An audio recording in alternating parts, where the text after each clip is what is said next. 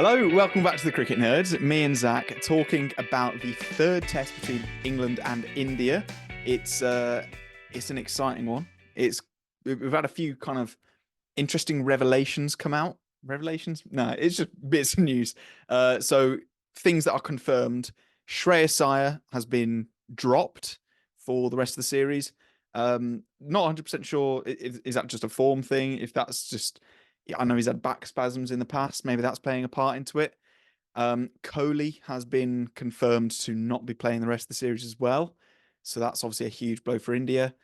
And as a third thing, Bumrah might be rested for. It's probably going to be one of the two last ones, isn't it? So not this third one.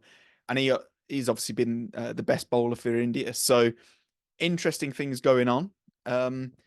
Zach, how do you think it's shaping up for the third test? I think it's going to be another really close one. I just have a feeling that it's not going to be plain sailing for either team.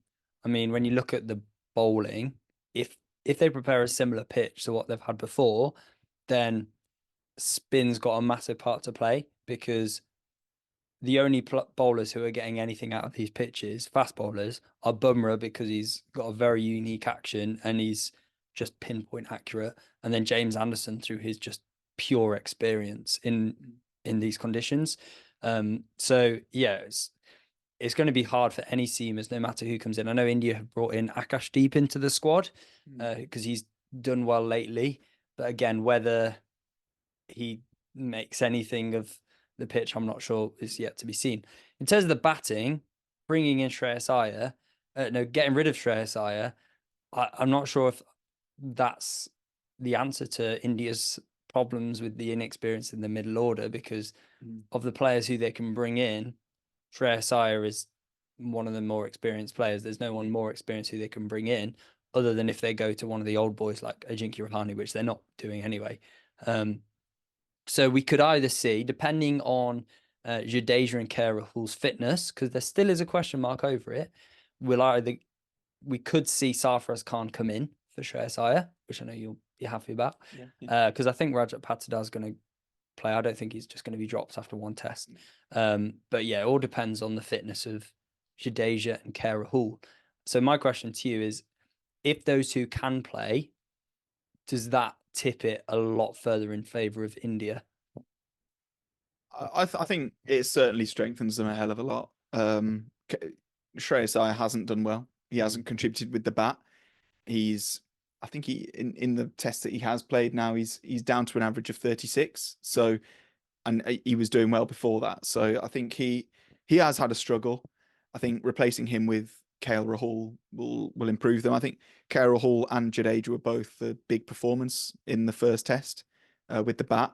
Yeah, that nobody got a big score, but that was what helped India post competitive totals. So those who coming in instantly helps India a lot, obviously. But if there is still an experience there, so I mean, Rohit is the other person that's been short of runs.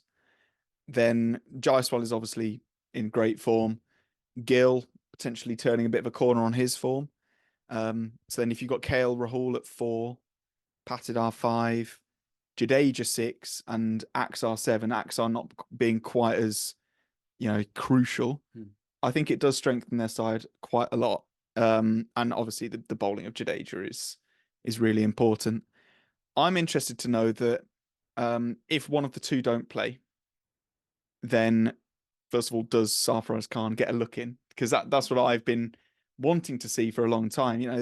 The only person I can think of that has better first class stats than Sarfaraz Khan in recent times is Jaiswal, and we've seen how well he's done. So I think a bit of backing for Sarfaraz would be a great move for India. And also, what do they do in terms of their bowling? Because at the moment, they keep on playing this two-seam attack and using one of the seamers.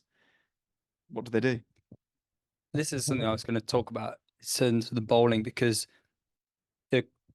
a lot of the stuff in the media is saying England should look to bring in another seamer for the next test. It's in Rajkot, isn't it? People are saying that it's a two-seamer pitch. But who knows in India what they're going to produce. But if it is a two-seamer pitch, then even if it wasn't, I don't see India moving away from that, because if it was a spinner friendly wicket, the obvious choice would be to just play the one seamer. Hopefully one of Jadeja or KL Rahul comes back in, and then you play Sarfaraz Khan as the extra batsman if one of them misses out. For me, that's the sensible play, because let's face it, Mukesh Kumar and Mohammad Siraj haven't added anything to these first two tests for India. They may as well have picked another spinner who might have got something out of it. I mean, if Kuldeep Yadav had played the first test instead of Mohammad Siraj, I reckon India could have been in more of a chance. So yeah, because it just looks like spin to win at this stage. I do expect India's spinners to come back into it, because at the moment England's spinners are out bowling them stats wise with their limited experience in Indian conditions, which is quite a feat. So I don't expect that to last all series. So I expect India's spinners to come back in, but I still don't see India coming away from the two seamer model. And I think we're likely to see Akashdeep get a debut alongside Mohammad Siraj. That's my prediction for India. In terms of England, do you think, because Jack Leach might be coming back into things, obviously they've had three spinners in the last match, the one seamer and Jimmy Anderson. Where do you think England's bowling attack's going to look like? That's a really interesting question. I think if it is a more seam-friendly attack, then getting Mark Wood back in would be a really good move. And I think the easy person to drop is Shah Bashir. He's the only England spinner in recent times to debut and not take a fifer, which obviously is a high bar. But yeah, he looked all right, but he wasn't great, and he can't bat for his life. No. So I think getting Mark Wood in, who can swing a bat a bit and also offers a massive point of difference, would be a really strong move. And then dropping somebody for Leach is quite a difficult decision, because Hartley has been good, especially with the bat as well, which is what we really need. He's almost like and I mean this as a compliment to him, a bit of a knockoff Akshar Patel. Yeah.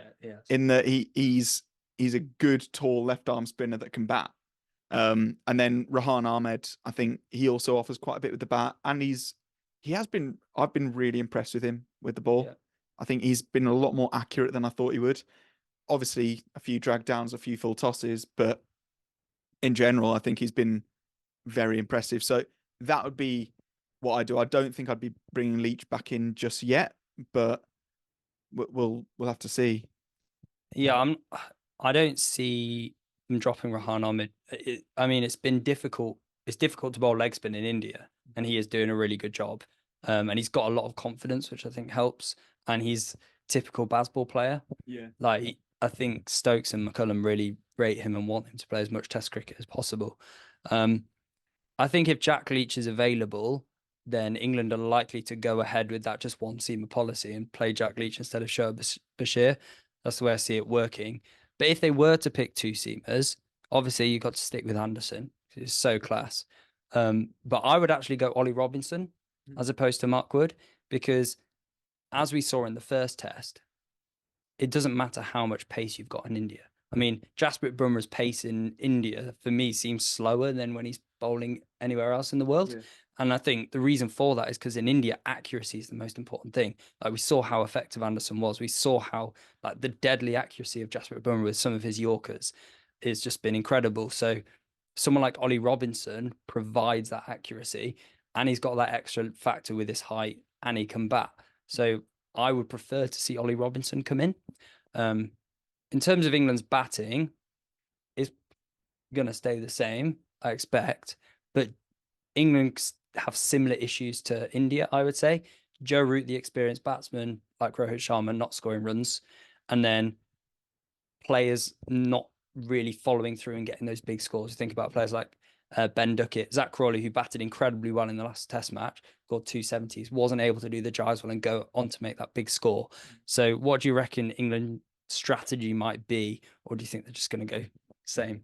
It'll probably be the same. Let's be honest. I think Root is just a man that's struggling for a little bit of form. The more I think about his innings, his second innings in the second test, that was just frenetic and frankly bad. The more I have to attribute it to that finger injury, and he must have just been thinking, I can't bat long. One strike on the glove and I'm gone here. Mm. So, just go for it. I have to assume that's what he was thinking. But yeah, he is obviously a massive factor. I think the rest of them are probably going to play in a similar way. Mm. I think you're right. There have been a lot of starts. Somebody in particular that keeps on looking good for 20 odd is Johnny Bairstow. And looking good for a 20 odd isn't cutting it.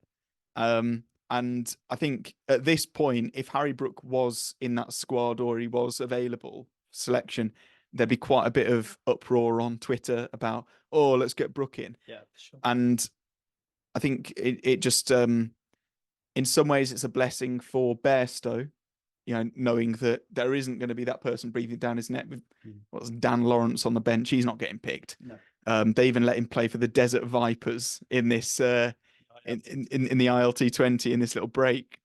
So yeah, he's not getting a game. I'm interested to see how they all go, because you're right, there have been so many starts and we're yet to see anybody other than Pope really kick on and make the most of one of those starts.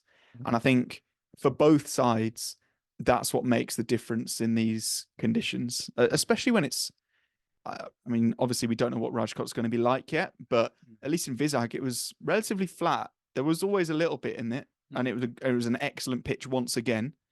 But I don't know. I think it will be the difference in two sides. Yeah, it's going to be a very crucial test match for me. Whoever wins this one is going to have massive advantage going forward. Like, I can see the person winning this test match going on to win the series, because we've had 2 test matches now. Both teams have tried out different things. This is the test where for one team, hopefully it will all come together, and then they'll have that confidence and momentum going through for the rest of the test. But stick around, because we're going to be bringing reviews hopefully for every single day of this test match. Let us know your thoughts in the comment below. Also, a little magic trick we've discovered. See the subscribe button? Click it, it changes color. So give it a go. Also, you can leave a like as well. That helps a lot. And if you really want to help us out, then you can become a member. There's the join button and all the links in the description as well, which can take you to all our social medias, etc. But yes, thanks so much for watching, and we'll see you next time.